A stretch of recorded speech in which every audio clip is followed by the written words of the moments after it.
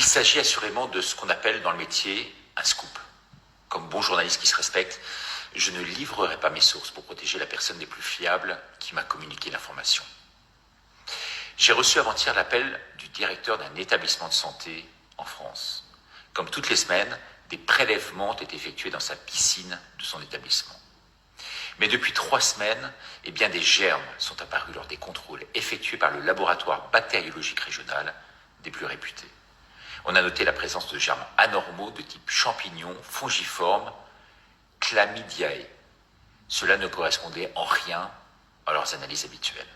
Personne ne comprenait ce que de tels germes faisaient dans cette piscine. Ils se sont immédiatement tournés vers les masques susceptibles de véhiculer de telles saloperies. Ils ont donc prélevé sur un salarié un masque usagé qui, après analyse, disposait bien des mêmes germes. Question, comment ces germes étaient-ils arrivés jusqu'à son établissement? Alors le directeur de ce centre médical a ouvert un masque neuf, fourni par l'ARS, l'Agence régionale de santé. Il l'a fait analyser.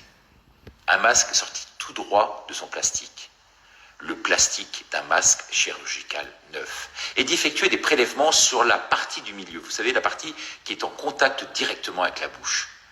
On y a retrouvé les mêmes germes dégueulasses, ragoûtants, ignobles. Regardez cette vue au microscope. Voici la photo fournie par le laboratoire. Vous vous rendez compte? Ces masques étaient en fait un bouillon d'épanouissement de germes dits saprophytes fongiformes. La vraie question, c'est pourquoi l'ARS ne contrôle-t-elle pas la stérilité des masques avant de les distiller ainsi au corps médical? Autre question qui en découle, si dans ces hôpitaux, on nous délivre ces masques, neufs, et vous le voyez contaminés, imaginez-vous ailleurs. Si vous les achetez dans le commerce, les grandes surfaces, encore plus peut-être chez les petits commerçants. Est-il sain de vivre le nez dans un tel contexte? Inhaler toute la journée de telles saloperies? Vous imaginez maintenant ce que vous respirez.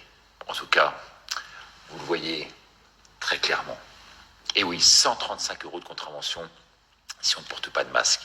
Ces fameux masques. Et il faut en plus les coller les plus possible. Voyons. Elle est pas belle l'histoire? Partagez, rejoignez-moi sur ma plateforme, laminutedericardo.com, avant qu'il ne soit trop tard. Il n'est jamais trop tôt, il est toujours trop tard, me disait ma grand-mère.